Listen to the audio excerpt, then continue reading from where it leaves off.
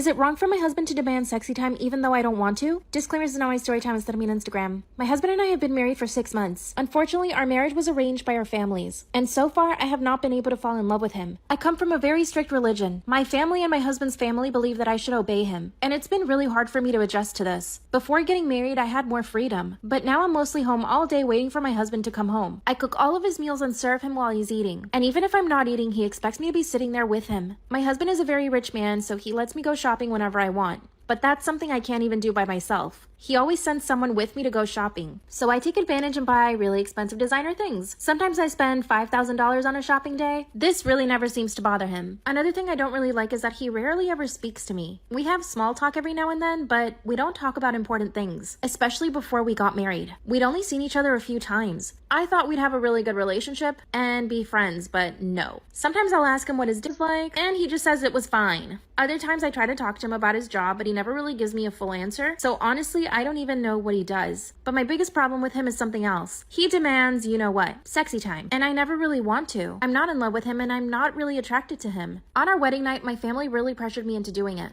And it was horrible. And now whenever he wants it, I defend myself and it turns into a big fight. He even called my parents to complain. Part 2 is it wrong that my husband demands sexy time even though I don't want to? Disclaimers is not my story time instead of me on Instagram. That's when he called my parents and complained to them that I wouldn't do it with him. He took me to my parents' house the following day. My dad was really angry with me and told me that I needed to obey my husband. I told him I never wanted to get married to begin with and that I didn't love him or was even attracted to him. My parents clearly didn't understand me. I went home and my husband basically coerced me into doing it. And it's not even like it's fun. He doesn't do anything to please me. It's all about him when we're doing it. One night he asked me to do it and I refused. He got so angry he told me that he didn't need to ask for my permission. I basically punched him in the face and since then he hasn't touched me. But then I felt so responsible and I actually apologized. Even though I was just defending myself. Everything's back to the way it was. I just have to do whatever he wants. All our friends think that we're incredibly happy. I couldn't take it anymore, so I opened up to one of my best friends. I told her everything that was going on and she told me that I should just leave my husband. But with my religion and my family, it would be really hard to do that. Then she told me that I should just take on a lover. And the idea kind of stuck in my head. Let me backtrack a little. When I was in college, I had met somebody, but nothing ever happened because I knew my parents wouldn't accept him. I reached out to him on Facebook and asked him how he was, and he happened to be arriving to my city soon. I asked him if he wanted to meet up and he said yes. And what happens next is crazy. When we saw each other, we instantly fell in love. Part 3 is up.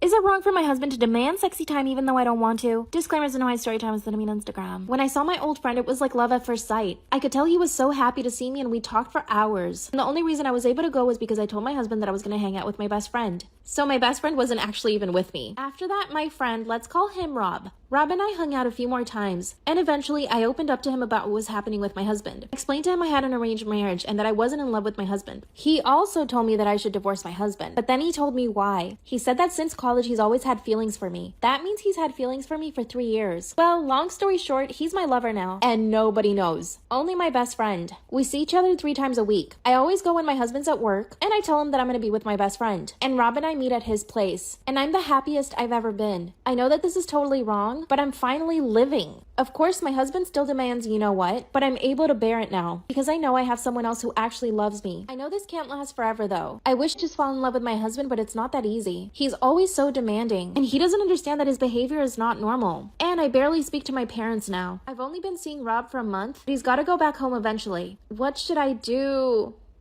Am I wrong for telling my fiance that I want my ex-husband to walk me down the aisle on our wedding? Why? But why? Why would you want that? Why is your ex-husband at your wedding in the first place? Tell me that much. I know this sounds messy, but hear me out. My ex-husband and I were together for 7 years. We got together at 18, got married at 20, and divorced at 25. Our divorce didn't end in bad faith. We just weren't compatible as a couple anymore, and we wanted to explore new things since we were glued together since 18. We remained good friends after the divorce. I met my current fiance at 26, and we got engaged 6 months ago. I am now 28, and my fiance is 29. At first, I didn't know how to bring it up to him about how I'm still close with my ex-husband. I had introduced them to each other, but I never disclosed any details of my and my ex's relationship because I was afraid my fiance would not be okay with it and would make me choose.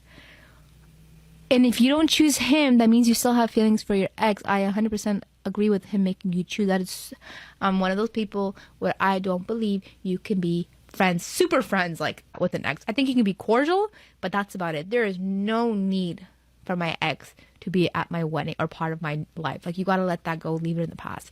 My opinion. My ex and I decided to never let him know. But a couple of months ago during a family barbecue, an aunt of mine slipped up and revealed how I used to be married to my ex. Wait, you introduced him as an ex, but you didn't say you were married?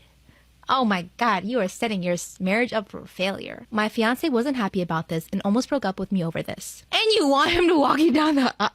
I'm trying to see where this is going to make sense, where this is going to adjust and be like, you know what, maybe she has a point. He started growing wary of mine and my ex's friendship and wasn't comfortable anymore. After many conversations, we both decided to establish some boundaries regarding this. Till now, we were fine. So our wedding is in a few months and the topic of who would walk me down the aisle came up. My fiance asked if I'd have my parents or my brother walk me down the aisle, and while that was my original thought, I had another idea. It's not a smart one, is it? I suggested that my ex-husband should give me... What?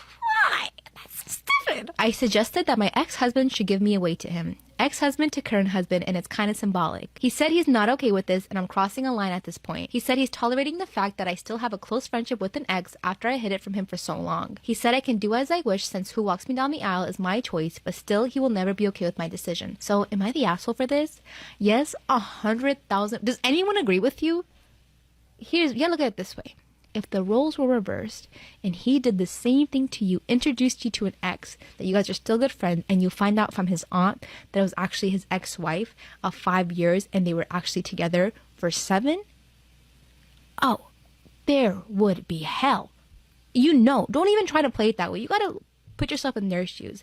You know you wouldn't be okay with this, so why would you think he would be okay with it? Like, doesn't make any sense. You guys are grown-ass adults acting like, what? Story time about how my date turned out to be a serial killer. Disclaimer, this is not my story time. It was sent to me on Instagram. I recently got promoted at my job and had to move to a new city. I didn't know anyone in this new city, so I decided to sign up for some dating apps. Within a few days, I was already talking to some guys. One of them in particular was really nice, and I could tell he was really trying to get to know me. So I gave him my phone number. From there, we texted for about a full week. He would say good morning and good night. He would always ask me questions and act like he was just really interested in me. I decided that I really liked him and I told him. That's when he asked me if I wanted to go on a date, and of course, I said yes. We decided to meet up for dinner during the weekend. On the morning of the date, I sent him a text message saying good morning. I didn't hear anything back from him. At first, I thought maybe he's just stuck at work. An hour before the date, I still hadn't heard from him, so I decided to send him a text, and he did not reply. So of course, I ended up going to dinner by myself anyway.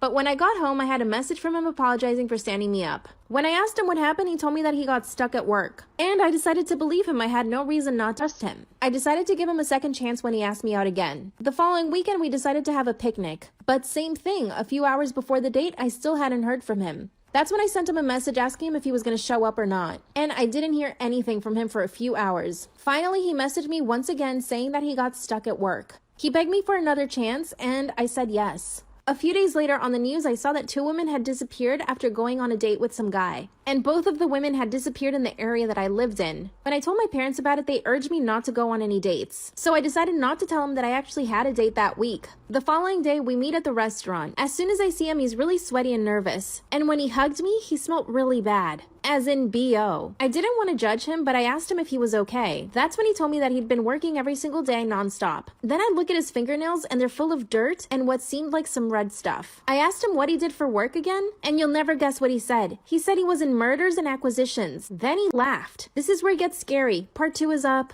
Part 2 of how my date turned out to be a serial unaliver. Disclaimer, this is not my story time. I was sending me on Instagram. On the date, I noticed that his fingernails were dirty, he was really sweaty, and he smelled really bad. When I asked him what he did again for a living, he told me he was in murders and acquisitions. Then he started laughing maniacally. He told me it was a joke and it was a line from one of his favorite movies, American Psycho. I tried to laugh it off with him, but I just couldn't get past his whole demeanor. Then he started just doing bizarre things. He ordered tons of food, steak, chicken, pasta, nachos, salad, and he ate all of it. But the way he was eating was so aggressive, it was like he hadn't eaten in days. By the way, at this point, we hadn't followed each other on social media. So I told him I wanted to go to the bathroom. When I got to the bathroom, I started looking up his Instagram. He had a profile, but not many pictures on it. Then I started looking through his tagged pictures, but again, nothing. It was like he didn't exist outside of the dating app. I decided I'd stay for the date, but then I wouldn't speak to him again. When I got back to the table, he started asking me a lot of questions. Like, did I live by myself? Have I ever shot any weapons? I mean, what kind of question is that on a first date? Then out of nowhere, he asked me if I wanted to go to his lake house. He quickly pulled up his phone and showed me a few pictures. I finally asked him again what he did for a living. He told me that his parents are very wealthy and they own several ranches, and that he basically did all the marketing for them. Then he abruptly ended the date. I mean, trust me, I wanted to go home anyway, but it's just the way he did it. I told him I probably wouldn't have time to go to the lake house. Then he called the server over and gave them his black card, which is a pretty good indication if someone has money. Then he went to the bathroom. At this point, I just wanted to make a run for it. He comes back out, grabs his card from the server, and tells me goodnight. As we're walking out of the restaurant, he stops me and tries to kiss me. Of course, I turned my face away. Then he said, "Ah, you're a fighter, aren't ya?" He then got in his car and simply drove away without saying a word. The following day on the news, I hear about another missing woman. Part 3 is up. Part 2 of how my date turned out to be a serial unaliver. Disclaimers is not my story time. It was sending me on Instagram. If you haven't seen part 2, go watch it. The following day, I hear that another woman is missing. This is when they showed a description of the man they think kidnapped the women, and it looked exactly like my date. They even mentioned the dating app that he used, which is the same one we met on. So I decided that after work, I would go to the police myself. I spoke to the detective and gave him all the information. His name, his social media, his dating profile, and I even told him about how he behaved on the first date. Later on that night, I got home and blocked him from everything. 2 days later, the police show up to my job and told me that they caught him. And when they went to search his lake house, they found the missing women. Apparently, he would lure women to his lake house and keep them there for days, eventually unaliving them. The police told me that if I hadn't followed my instincts, I might have ended up like they did. He's now in maximum prison, and somehow he managed to send me a letter. I burnt it as soon as I got it. Apparently, he still wants to talk to me. Never trust someone you meet online. Storytime about the boy across the street who used to stalk me. So a little background information. My parents and I moved into a new house that was literally 5 minutes from where I used to live. But I went to private school, and almost all the other kids in my town went to the public school. So I didn't really know a lot of the kids in my town. Well, a week after we moved in, our neighbors across the street invited us to a barbecue. While we were there, I started talking to our neighbor's older son, and him and I started to get along really well. Like, in a flirty way. Their older son was a senior, I was a sophomore, and their younger son was a freshman. Well, I kind of talked to the younger son, but he was just like giving me really weird vibes. So for the next few weeks, I started hanging out with their older son a lot, and we would talk all the time. Well, the one day whenever I went over their house, it was super weird. His younger brother kept saying, "Oh, I think I know you from somewhere. Like, I swear I know you." And I'm just like, okay. Well, the one morning I was waiting outside for my mom to pick me up because she worked night shifts and she would just grab me and then take me to my school. And I saw him in his window watching me like for part 2. Part 2 about the boy across the street who used to stalk me. So like I said, I saw him watching me outside his window, but I didn't want to overthink it, so I was just like, no, maybe he's looking at something else. Well, this all started a month after I moved in. Well, it started happening more frequently, so then I told his older brother. We're just gonna call the younger brother Mac. So he talked to Mac and then everything was fine for a week. Just a little information real quick. For the public school, the bus would arrive at 7:40. My private school started at 7 o'clock. So my mom would come and get me at 6:15 because my school was kind of far away. So like I said, it was a week later. Every morning that I would go outside to wait for my mom, Mac would be standing on his porch watching me. Oh, but it gets worse. So one night I was in my bedroom, right? And this is like some scary movie shit. I kept seeing something run past my window. My bedroom was on the first floor. So I told my dad about it and he put cameras outside. Well, Mac's older brother told me that Mac was always interested in my life. So me being a smart ass bitch, I told his older brother that our cameras didn't work like for part 3. Part 3 about the boy that lived across the street who used to stalk me. So like I said, I told his older brother that our cameras didn't work anymore, knowing that he would tell Mac. Because he had it in his head for some reason that Mac wasn't obsessed with me. And the reason why I told him our cameras didn't work was because Mac was watching while the cameras were being set up outside. And after that, everything stopped. Except he would still be outside every single morning on his fucking porch watching me. So the one night while I'm sleeping, I wake up to some noise right outside my window. And my bed was on the same wall as the window, so I could see who was right outside my window, but they couldn't see me. Well, I look, and guess who the fuck it is? It's Mac trying to get inside of my fucking window. So I quietly call my dad, and it's like 3 in the morning. So I tell my dad what's going on. So he goes outside and nobody's there. Well, the next day we check the cameras. There's footage of him jerking off outside my window, trying to break into my room with a fucking crowbar. Luckily, I was staying at a friend's that night. Taking pictures of me outside my window. So we showed his parents. Then we moved and they sent him to a mental hospital.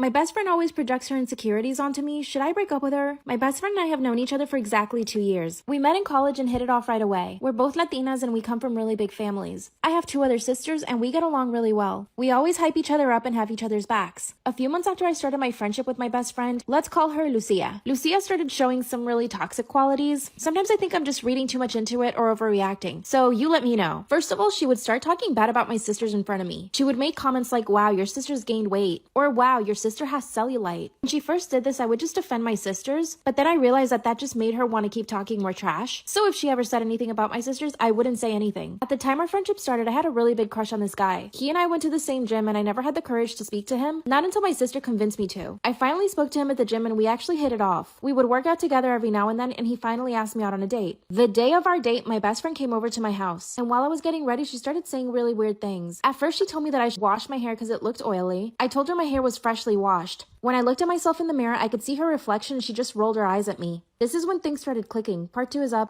My best friend projects her insecurities on me. Should I break up with her? I could see through the mirror that she had rolled her eyes at me. Then she started making other comments about my appearance. Mind you, I'm getting ready for a date. When I showed her the outfit that I was gonna wear, she said it was too revealing and that I would probably scare him off. Wasn't even revealing, it just showed my legs. It was a cute sundress with a cardigan on top. I told her I thought I looked cute. And then she said, "Allá tu amiga." As I'm finishing up my hair and my makeup, she says, "Wow, you're gonna wear that much makeup?" But the way she said it was so aggressive, I actually took off the lipstick I was wearing. Instead, I just put on lip balm. I looked at her and she had a smile on her face. It was like she was happy she finally got to me. The date went really well and he actually turned into my boyfriend a few weeks later. And guess what? My best friend started judging everything about him. The first time she met him, she started saying, "Wow, I think he's balding," which he isn't. And even if he was, I wouldn't care. She also started making comments about him staring at other girls, something I never even noticed that he did, and I would know I'm with him all the time. It's like she was trying to plant all these insecurities in my head. One day, Lucia and my boyfriend and I are in his car. We were headed to the movie theaters when Lucia says, "Wow, you put on way too much perfume. It's giving me a headache." That's when my boyfriend told her that if it bothered her that much, she should just go home. And out of nowhere, Lucia swung her fist at him. She actually tried to attack him. Part 3 is up.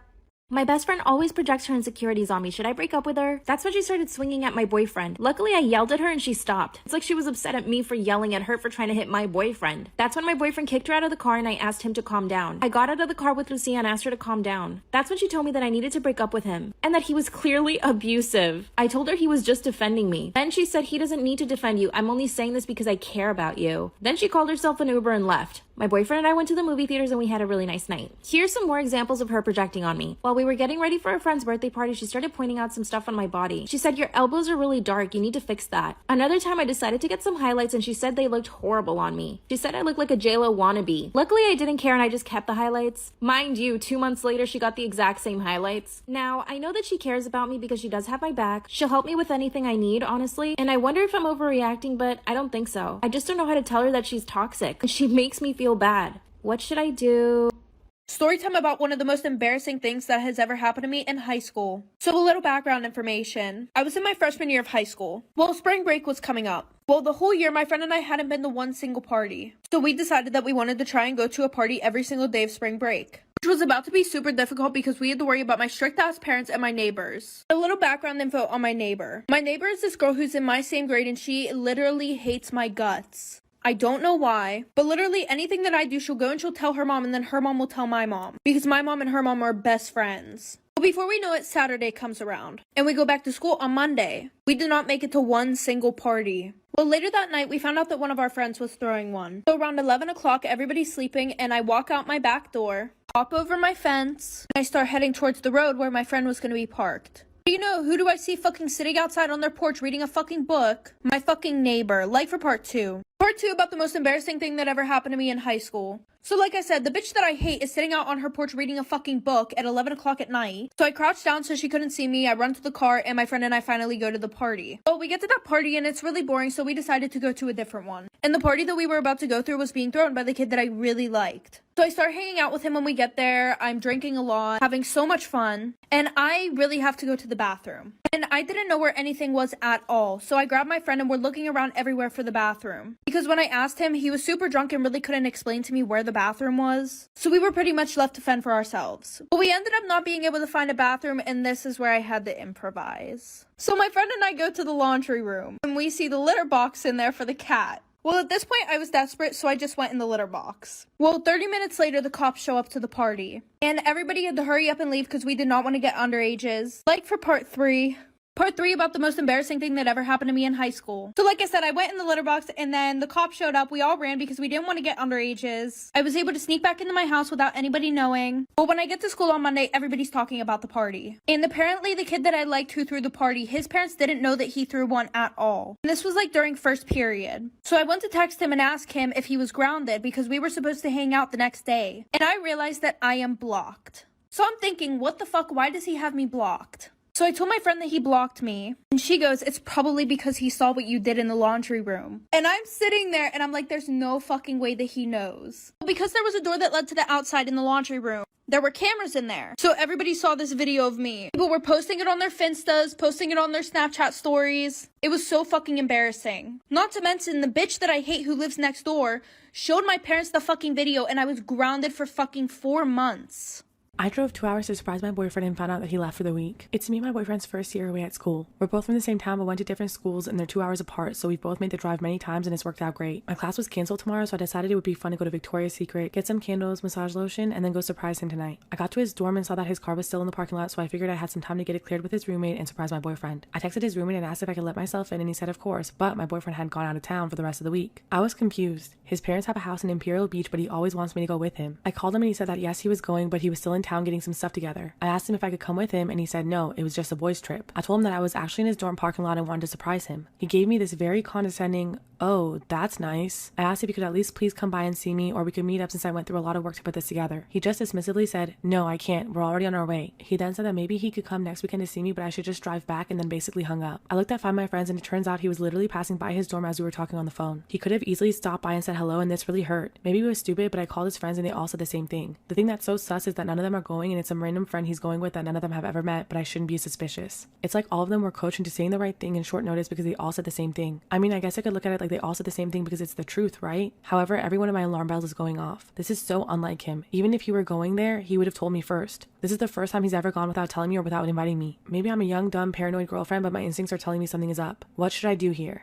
I'm a teenage girl and was born when my mom was 18. I see my dad like 3 days a year at Christmas. My dad doesn't want me as much as he wants his other kids, but I try not to take it personally. My stepdad, who's been in my life since I was 5, is really nice to me, but I don't think he would care if I didn't exist. He makes my mom and little brother, my mom's and stepdad's bio kid, so happy and does a lot for me, and for that, he means the world to me. My mom's pregnant again, and this time I get a little sister. I'm just a little nervous, but my stepdad hasn't said anything about having his first daughter, so I really do appreciate him being sensitive to me, even though I know that he doesn't consider me to be his daughter. My mom's excited for another daughter too, and has been shopping for clothes and been putting together a nursery with me because I'm really good at art and I'm painting a mural for my sister. She keeps saying things to me like, "I'm so grateful to be able to give all of this to the baby that I wasn't able to give to you," and that she's blessed that she doesn't have to do it alone, and that she's really excited to see my stepdad be a dad again. I know I'm being selfish, so please don't think low of me because of course I want my mom to be happy, but when she says things like this, I feel like I'm worthless and that I'm a burden. I also feel bad for feeling bad because I want my mom to have a good life, and she at least stuck around because she could have left me like my dad did. Painting is really therapeutic for me, so I've been hiding away painting the nursery. At dinner today, my mom asked me why I've been so quiet and I told her about my feelings. She got sad and my stepdad had to comfort her. I said I love her and was so grateful that she's my mom and for all that she's done for me, but she was still upset. I feel like the a-hole because I knew that she would get sad when I told her my feelings, but I told her anyways. Am I the asshole for telling my mom and stepdad the real reason I was upset? Story time about this guy who was harassing his ex-girlfriend at the bar I worked at. I work in a sports bar and grill in a reasonably small town. We're a popular hangout for local college kids that's one of the only spots with a full bar and some decent grub. I love this because contrary to popular belief, young people are usually better tippers and just all around more pleasant to their servers than the older crowd. One drawback though is they're certainly more dramatic than the older crowd. With these college kids, it's often either the best thing to spot your friends out and they get loud and excitable, or there's some rift between the groups and they get loud and excitable. For example, we had a college-age couple that came in a bunch almost every weekend.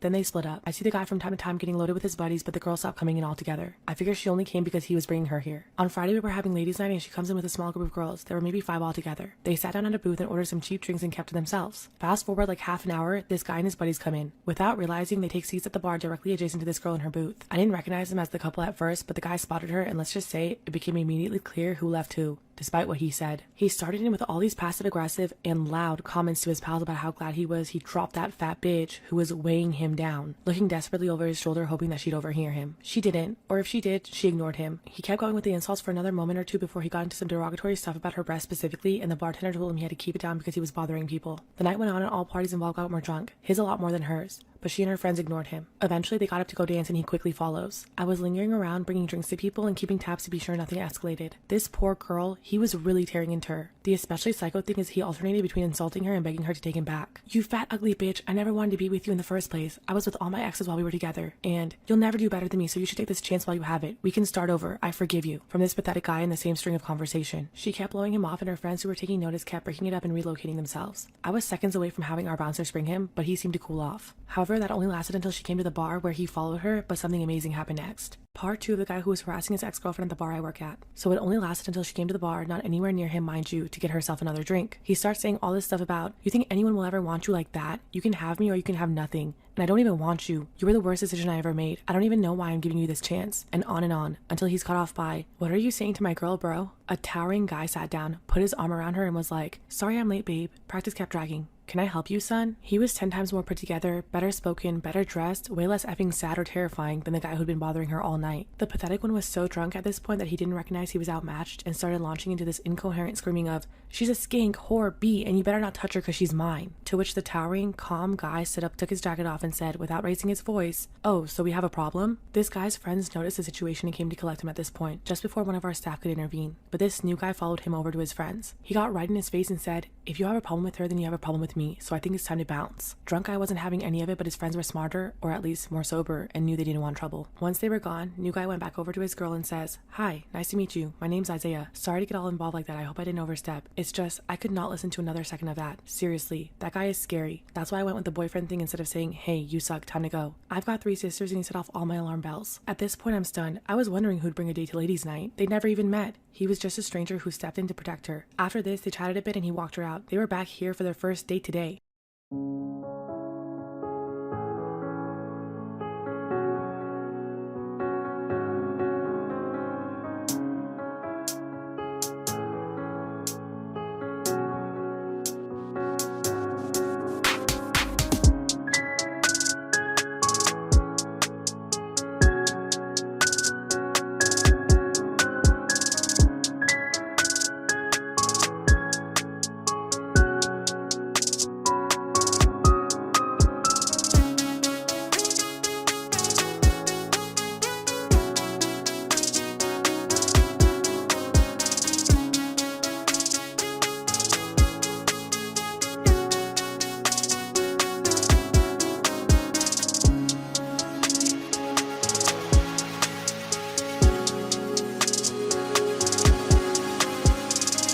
Am I the asshole for telling my brother's girlfriend she's too heavy for her bike?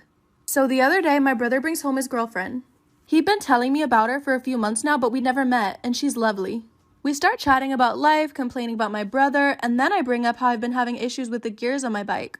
She then reveals that she's been having issues with her bike and that she's so disappointed because it was so expensive. It's a 1,000-pound electric bike that she has to get repaired every other month. I offered to have a look at it for her because I did a basic repair course when I was at uni, but I just wanted to be nosy. I mean, it's a 1,000-pound bike. I noticed a max weight label that says 252 pounds, 18 stones. It's immediately clear what the issue is. Am I the asshole for telling my brother's girlfriend she's too heavy for her bike? I noticed a label that says max weight 18 stones, which is 252 pounds. See, I, 22 female, currently weigh 18 stone, and compared to the girlfriend, 29 female, I'm tiny. I wait until we're alone and I say, I don't mean to be rude, but I think the issue behind all of this is that you exceed the weight limit. She absolutely loses it. She starts ranting about how she's not even classed as overweight. Like, sure, she's a heavier girl, but I'll have you know I'm 2 pounds under 15 stone. She's yelling and screaming and my family rushes over. She tells them what I said and they're getting angry with me. I snap and say I'm literally 18 stone and medically obese. You are twice my size and clearly too heavy for this bike.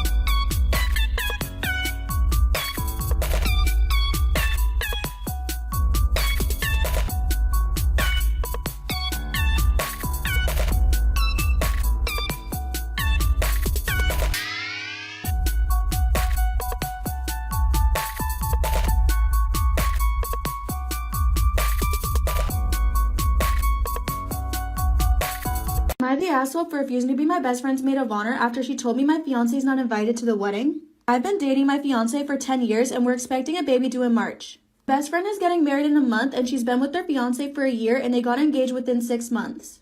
It's rushed in my opinion, but that's her decision. They got engaged around April and she asked me to be her maid of honor. She's planning on having a huge celebration with 200 plus guests.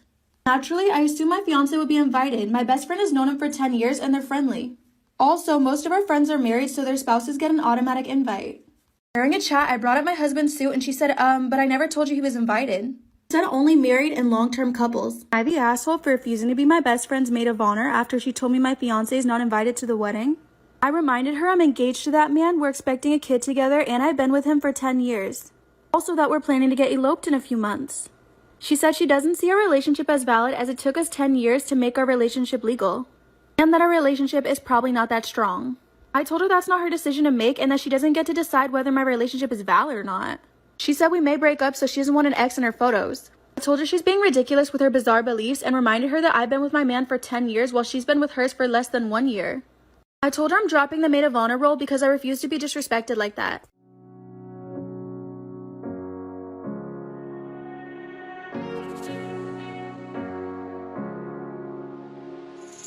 I never really saw you coming until you turned me around. I used to think I was nothing, but look at this love we found. So give me your hand like you took mine. No, I don't ever wanna see you cry. Oh yeah, no more tears. Oh yeah, no more tears. Take that chance, we'll be fine. No, I don't ever wanna see you cry. Oh yeah, no more tears. Oh yeah, no more tears. My brother told me that he heard my voice at work recently and he thought that's weird because my sister lives in another state. And then he realized that one of his coworkers was watching one of my TikToks. Thank you, by the way, coworker of my brother. And so he said, "Hey, that's my sister." And his coworker just said, "No, it's not." And he said, yeah, it is. And his coworker said, "You guys don't look anything alike. And this girl has a lot of followers, so no." And in the guy's defense, my brother and I don't look alike or like the same stuff or talk the same or we're very different, but we do have the exact same parents. So that's a pretty big thing to have in common. And on the follower count, you don't lose siblings as you gain followers. It's not like every 100,000 siblings you just like, if there was a button I could press to trade certain siblings for followers, I would, and they know who they are, but that's not a thing. And so my brother said, "No, really, that is my sister." And the guy said, "Okay, well, if she's your sister, do you have any pictures of you guys together on your phone?" And my brother said, "No, I just got a new phone, so I don't have any pictures on it," which is true, but also sounds like something a liar would say. And then my brother found out that multiple of his work colleagues are subscribed to me on TikTok, which again, thank you. But he called me because he was concerned. He realized that his coworkers probably know me better than he does because he doesn't follow me on TikTok because he doesn't think I'm that cool for some reason.